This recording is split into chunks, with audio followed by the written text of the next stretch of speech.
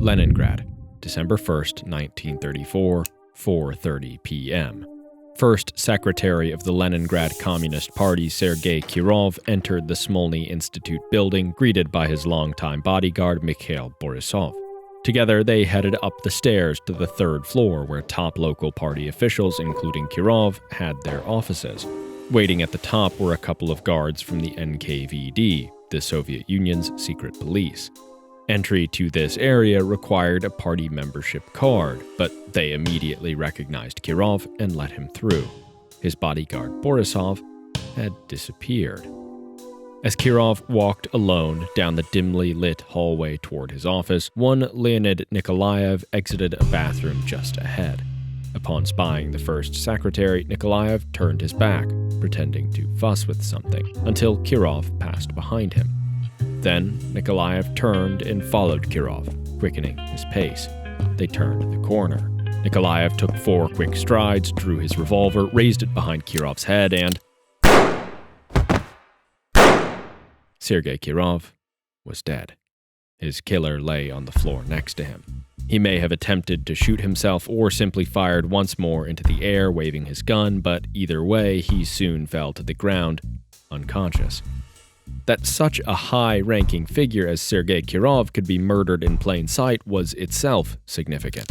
What made it earth-shattering was that Sergei Kirov was a close, perhaps the single closest, friend of Joseph Stalin, the iron-handed ruler of the Soviet Union. Immediately, the dictator boarded a train for Leningrad from Moscow with one question on his mind: who was really behind this? Before long, a series of mysterious events and revelations were uncovered. The bizarre death in transit of the bodyguard Borisov, the inexplicable arrest and release of the assassin Nikolaev months earlier, the shocking confessions of a vast conspiracy network arrayed against Stalin, and more. Together, they combined to transform the strange murder of an unusually important bureaucrat into a half-decade campaign leading to the execution of nearly 1 million Soviet subjects. And who really killed Sergei Kirov remains a mystery.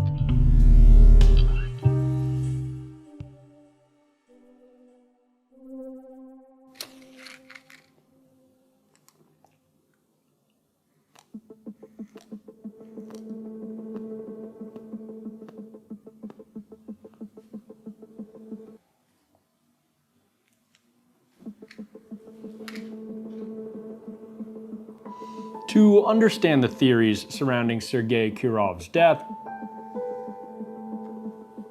we must first understand his life. In essence, Kirov was an important man, above all because he was important to Stalin. Born in 1886, Kirov was a striver who rose above his humble orphan origins to a regional university, where he became enchanted with the local chapter of Vladimir Lenin's Bolsheviks. When, in the course of Russia's revolution, civil war broke out between the Bolshevik Reds and enemy Whites, Kirov brutally suppressed anti-Bolshevik independence movements in the Caucasus, near modern-day Georgia, where Stalin was born. Then the Nationalities Commissar, Stalin was laser-focused on quashing exactly that kind of regional separatism. He approved of Kirov's efficiency. By 1923, the Reds had won the Civil War. Lenin's revolution had succeeded. The next year, he gave up the ghost, leaving Stalin at the de facto highest post in the new Union of Soviet Socialist Republics. However, Lenin's will was garbled and disputed, so against Lenin's other clearest successor, Leon Trotsky, Stalin formed an alliance with 2 leading Bolsheviks, Grigory Zinoviev and Lev Kamenev. But just as the triumvirate forced Trotsky out, Stalin turned on Zinoviev and his junior comrade Kamenev. They put up a fight, but they were no match. Kirov would soon prove indispensable to Stalin, as he was dispatched to Leningrad, home to Zinoviev's political machine, to clean house. After all, who better than the man who tamed the wild Caucasus? So Kirov set to work, exiling trainloads of so-called Zinovievites to Russia's bleak periphery. His loyalty and success netted him a further promotion, membership in the Union's highest political organ, the Politburo. Yet no sooner had Kirov dealt with the Zinovievites than Stalin had new enemies in Leningrad. This time, those opposed to agricultural collectivization, a policy which was causing famines and killing literally millions. Perhaps Kirov flinched. Amidst the showdown with these critics, many of whom his own former comrades, he remarked in a letter to his wife, "Things are not working out very well." Whatever his personal feelings, though, Kirov stuck by Stalin, not just as the dictator's loyal servant, but as his friend. In Moscow or Leningrad, they stayed at each other's apartments. In letters, Kirov addressed Stalin as Soso, an affectionate nickname used by few others, and on vacation in Sochi, Soso relished Kirov's company. But in 1934, Kirov's loyalty would be tested. Over the last 4 years, Stalin's collectivization had starved nearly 10 million Soviet subjects to death. Yet, if you attended that year's 17th Party Congress in Moscow, you wouldn't have guessed. Party officials, even disgraced and powerless Zinoviev, lavished Stalin with praise. Kirov glorified him, "the best helmsman of our great socialist structure." Behind closed doors, however, party elites had other things to say. Collectivization was a world historical disaster. A dangerous cult of personality was forming around Stalin. Perhaps it was time for a new leader. One name allegedly floated: Sergei Kirov. He wasn't the most senior communist official, but he was almost universally seen as agreeable and competent. Yet when Kirov got wind of these whisperings, he rushed to report the matter to Stalin, ever the loyal friend and subordinate. Did this solidify Stalin's trust in Kirov, or earn his suspicion? If his name appeared in such discussions, perhaps he was a threat. Whatever Stalin thought, perhaps Kirov had now made other enemies, who rather preferred such discussions remain far from Stalin's ears. Heavy-handed maneuvers that found his enemies mysteriously vanishing from sight. Where Kirov stood is hard to tell, but by August of 1934, the two were once again vacationing together as usual. And in November, Kirov visited Stalin in Moscow. They had no idea this would be their last meeting. In the evening, they retreated to Stalin's dacha outside the city, where they enjoyed a puppet show performed by Stalin's daughter, watched a movie, and played billiards. Afterwards, they dined on fish Kirov had brought from Leningrad. Just 2 weeks later, on December 1st at 4 p.m., Kirov, back in Leningrad, decided to stop by his office to review some files before a speech that evening. If only Kirov had somehow been able to access those files without leaving his apartment.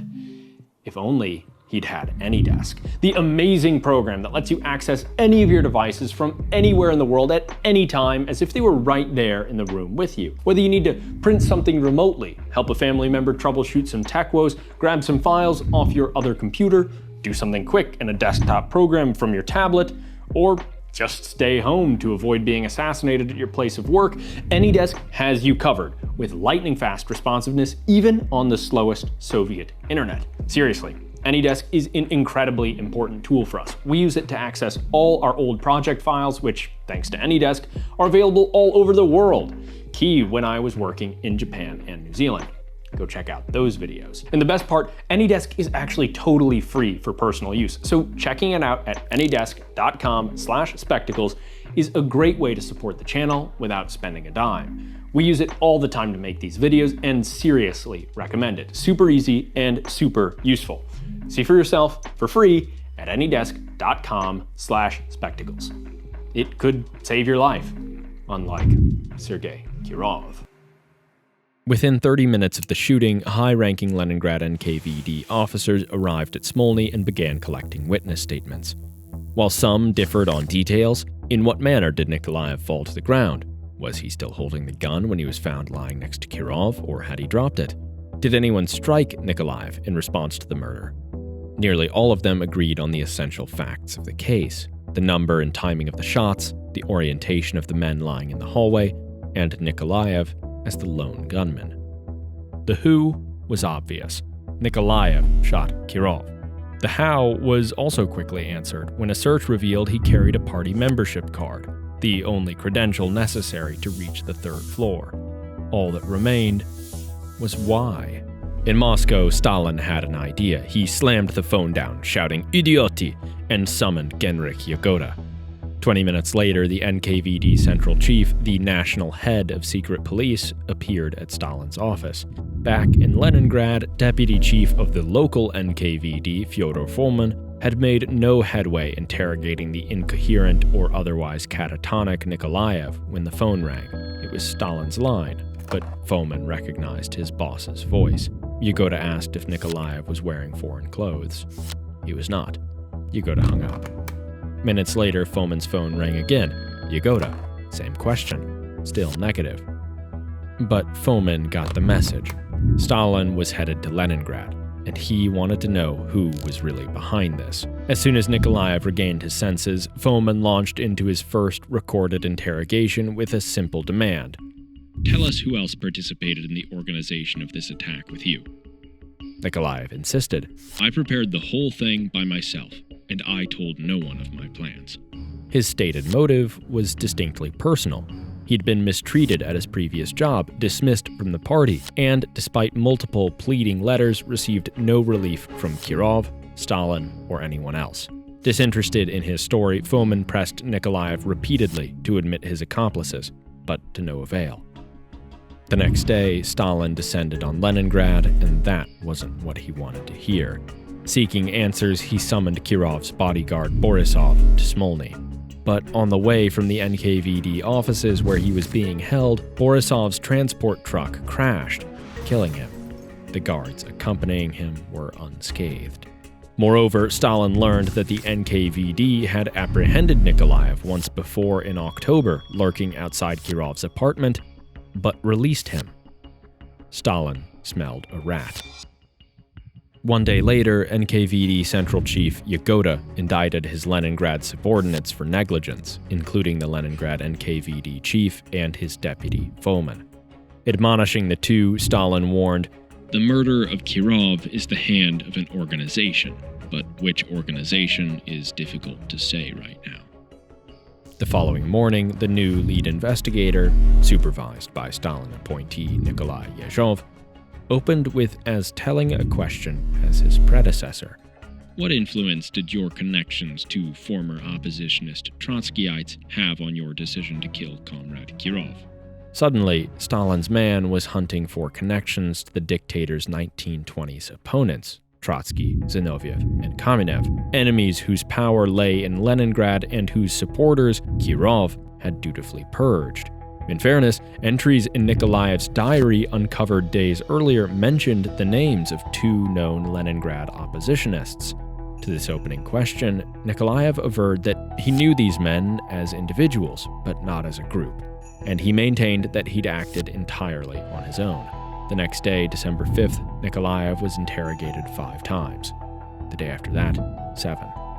Finally, he broke, confessing to conspiracy with several others in the plot against Kirov. On December 9th, Nikolaev's old roommate was brought in for questioning, whereupon he confessed to participating in an oppositionist conspiracy headed by Stalin's old enemies, Zinoviev and Kamenev. A breakthrough. 3 days later, he coughed up full member rolls of all 5 cells of the movement. So the arrests began.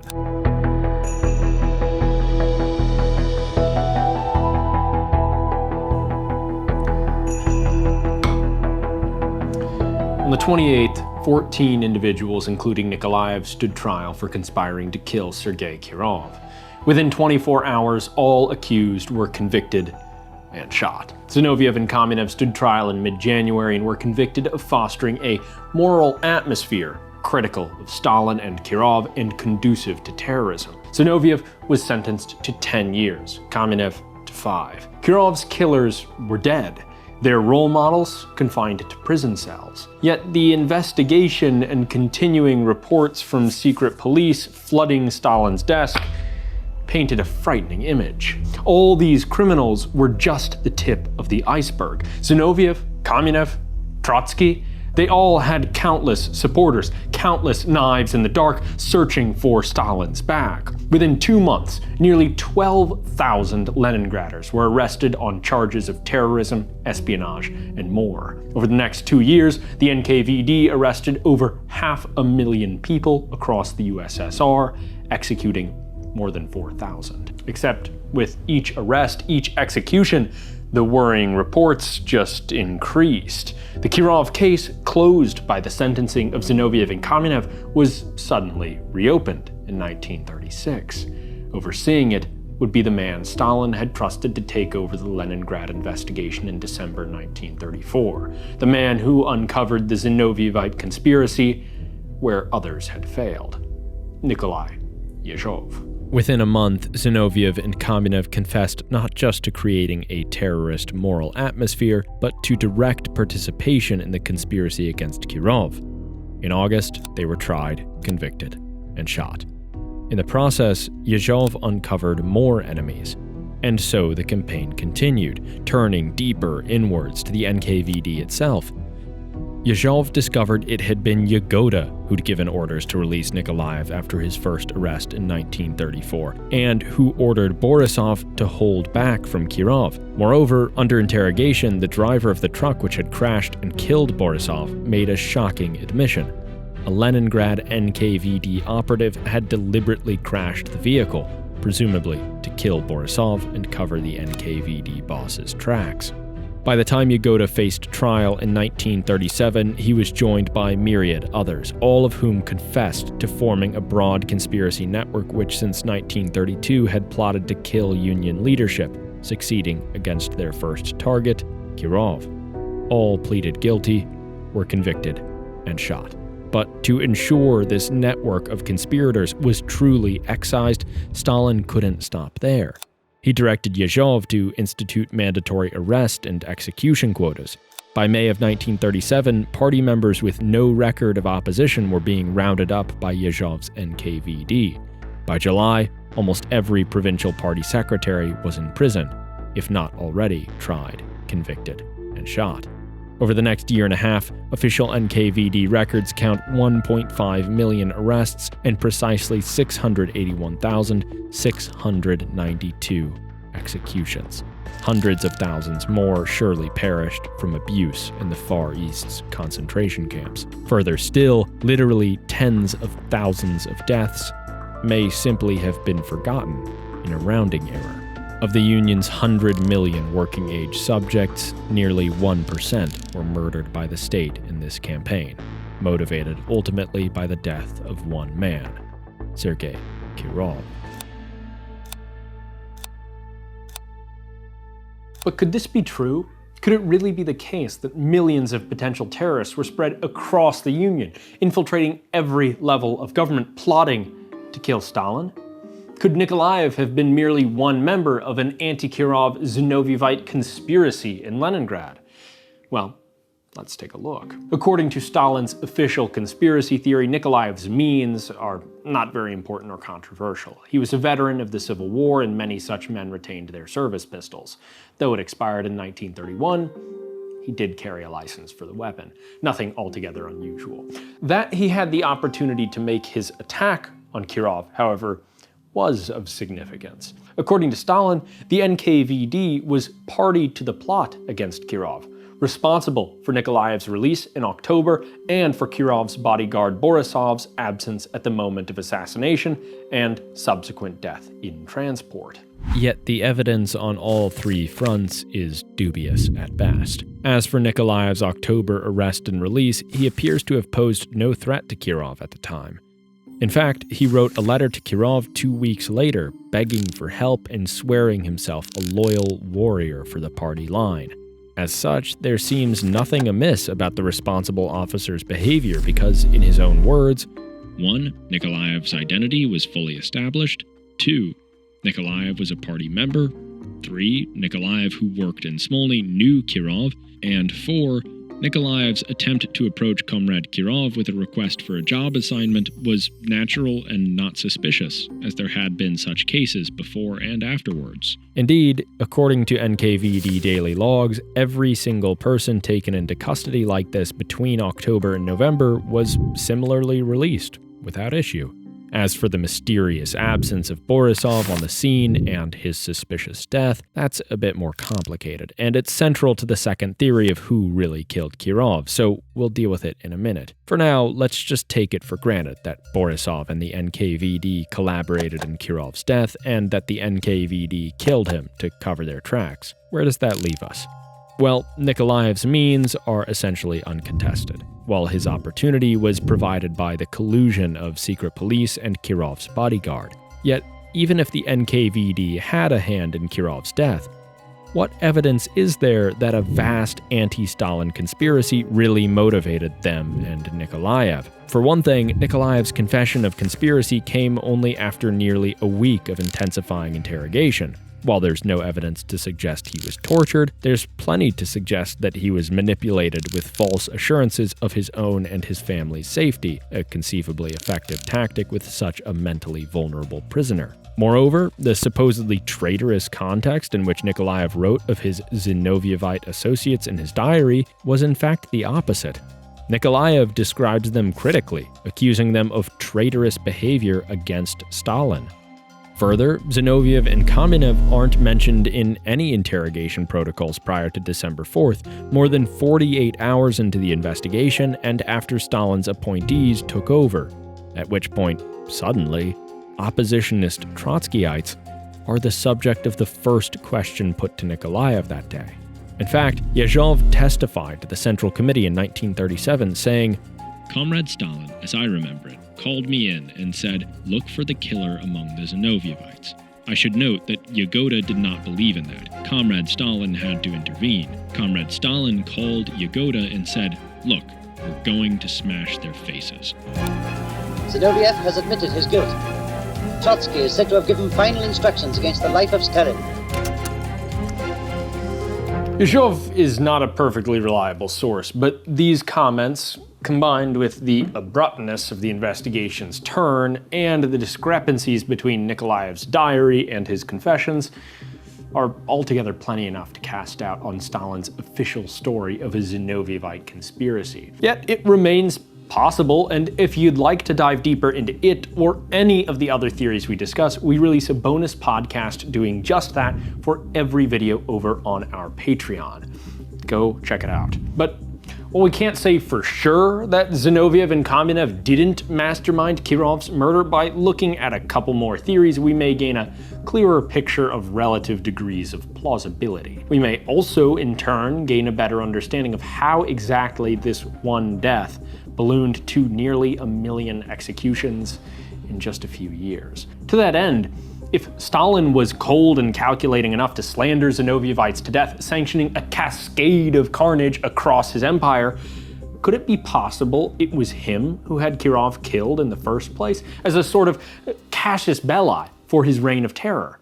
Since the end of the purges, many have leveled this precise accusation at Stalin, perhaps most significantly Nikita Khrushchev, Stalin's eventual successor in the 1950s. Significantly, Stalin and those who accuse him each regard the NKVD as complicit in Kirov's death and central to their respective conspiracy theories. Khrushchev himself asserted that, quote, the killer of Kirov, Nikolaev, was assisted by someone from among the people whose duty it was to protect Kirov, and that the death of Borisov in NKVD custody, quote, in a car accident in which no other occupants of the car were harmed, was highly suspicious. But while Stalin believed, or cynically asserted, that the secret police was captured by oppositionists, those who blame him have a simpler answer. Stalin, after all, was the ultimate authority over the NKVD. In other words, he obviously had the means. In turn, 4 years after his succession to power, Khrushchev's investigative commission concluded that Stalin had indeed been the man behind it all. It seems a strange idea. Stalin and Kirov were close friends, so where's the motive? One contemporary's account from an anonymous old Bolshevik at the top of the party apparatus recalls that Kirov opposed Stalin's plan to execute a disgraced oppositionist in 1932, speaking with particular force against recourse to the death penalty. Moreover, he succeeded in winning over the Politburo to this view. At the same time, Kirov seems to have ignored several telegrams from Stalin demanding Kirov expedite collectivization in Leningrad. It appears that, compared to his boss, Kirov may actually have been something of a moderate, which strained their relations. Ergo, at the 1934 Party Congress, when a large contingent of regional party bosses began discussing possible replacements for the dictator, the authoritative and moderate Kirov's name came up. Additionally, the Congress elected membership of the party's Central Committee. Of the 1,059 votes counted, Stalin received 1,056, while Kirov 1,055. Yet as many as 289 ballots were uncounted, their results unknown to all but, likely, Stalin himself. Perhaps he saw that Kirov actually received more votes than him. Combined, these two events at the 1934 Party Congress could have rendered Kirov, in Stalin's eyes, no longer a friend, but an outright enemy. So, with a clear motive and obvious means, on December 1st, 1934, Stalin dealt with Kirov as he did all his enemies. But how exactly did Stalin get the opportunity? Well, according to protocol, when Kirov was driven from his apartment to Smolny, his driver should have called ahead to notify building security, which was run by the NKVD. They would have been the only ones to know of Kirov's impromptu visit, offering a simple explanation for the apparently incredible coincidence of Nikolaev's chance encounter. The NKVD positioned him. This doesn't prove Stalin ordered it, but his behavior after Kirov's death certainly elicits some suspicion. For starters, within hours of Kirov's death, he revised Soviet judicial procedures with respect to terrorist crimes, limiting investigations to 10 days, revoking right of repeal, and scheduling the sentence, almost always death, to be carried out immediately following the verdict. If Stalin did orchestrate the murder with a larger purge in mind, this would be the obvious next move, and it would explain how he had this legislation apparently ready and on hand right away. Moreover, we can't forget about poor old bodyguard Borisov, the man who just so happened to fail to protect Kirov and who suspiciously died the next day in NKVD transit to Stalin. Why was Borisov so far behind Kirov? The obvious answer is that he was ordered to be by the NKVD, who wanted Kirov exposed. In fact, according to a 1933 Leningrad NKVD report to Stalin, the dictator had instructed the secret police to meddle with Kirov's security by replacing his trusted guards, but Kirov rejected their efforts. Perhaps he saw the writing on the wall. Then, after Kirov's death, Borisov began to realize why he had been instructed to hold back from his charge, and when the NKVD received orders to bring the bodyguard to Stalin, they knew they had to tie up this loose end. He knew too much. Means, motive, and opportunity. Joseph Stalin had all three. It was he who ordered the hit on Kirov.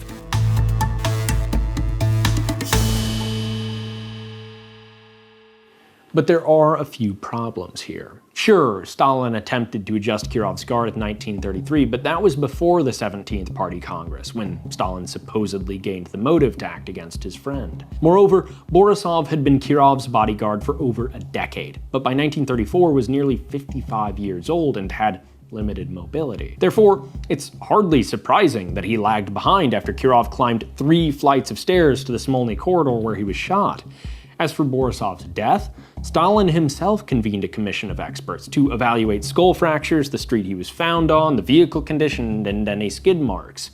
But despite Stalin's evident desire to pin Borisov's demise on a Zinovьevite conspiracy, the commission uncovered no evidence of foul play.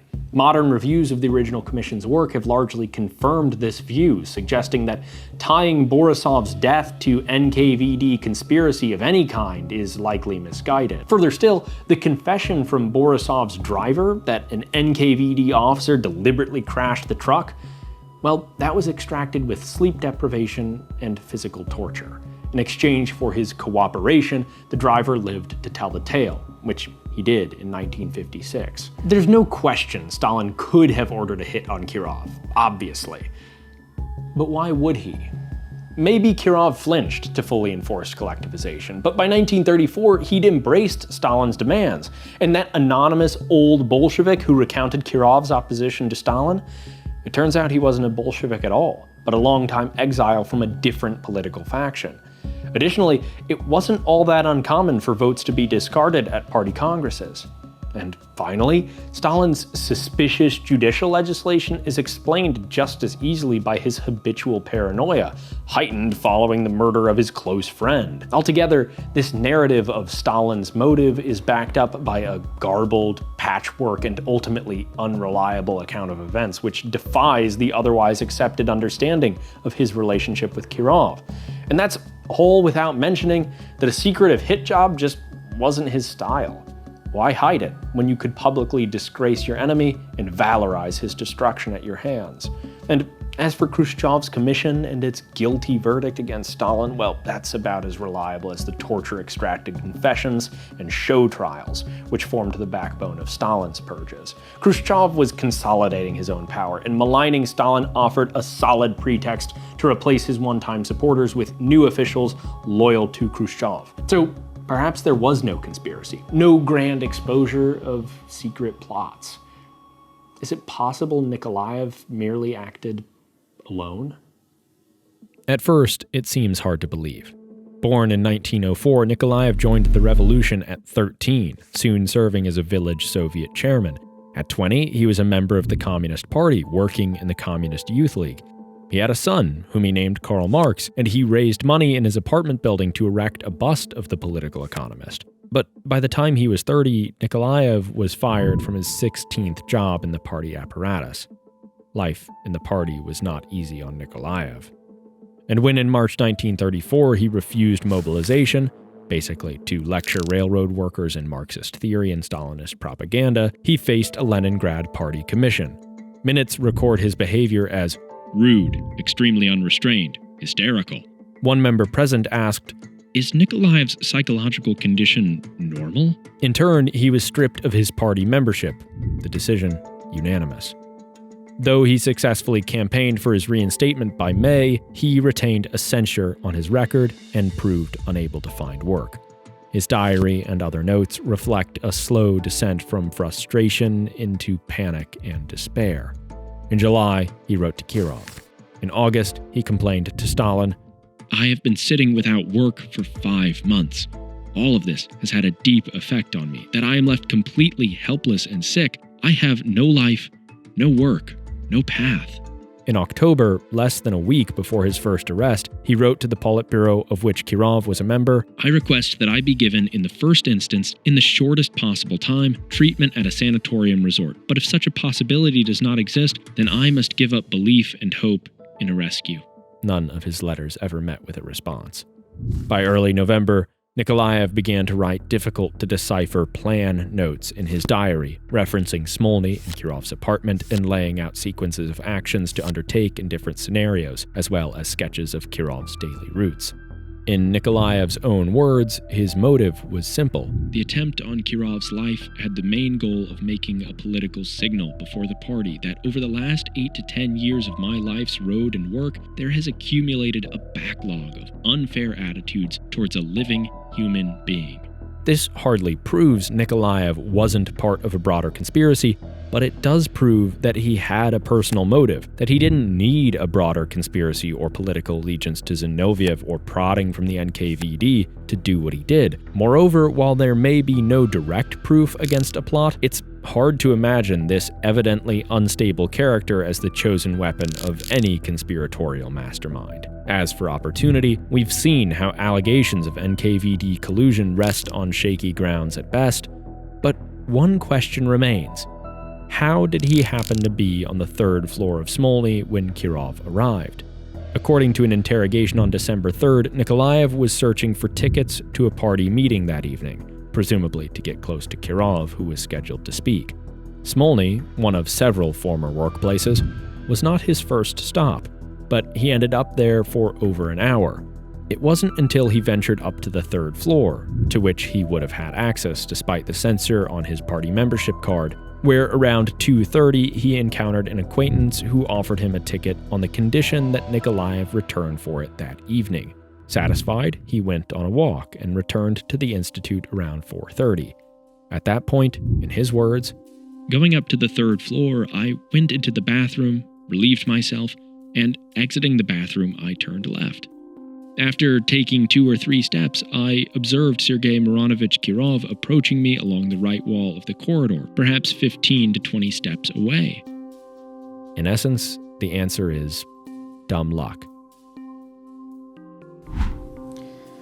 Maybe it's a dissatisfying answer, but one look at the evidence and it's obviously in a different league of plausibility from the others. Yes, Zinoviev and Kamenev and Yagoda and Nikolaev and a million other people, even Trotsky, could have been in on it, plotting against Stalin and Kirov. Yes, Stalin was a monstrous dictator who very well could have killed his closest friend for political gain, no doubt. But for 1 second, stack those accusations against the mountain of self-incrimination offered by Nikolaev, the diary, the letters, the obvious mental disturbances, and it instantly becomes apparent, because for no other theory is there any such trove of evidence. Maybe it seems just a little too lucky that he happened to be on the third floor of Smolny, but remember his October arrest.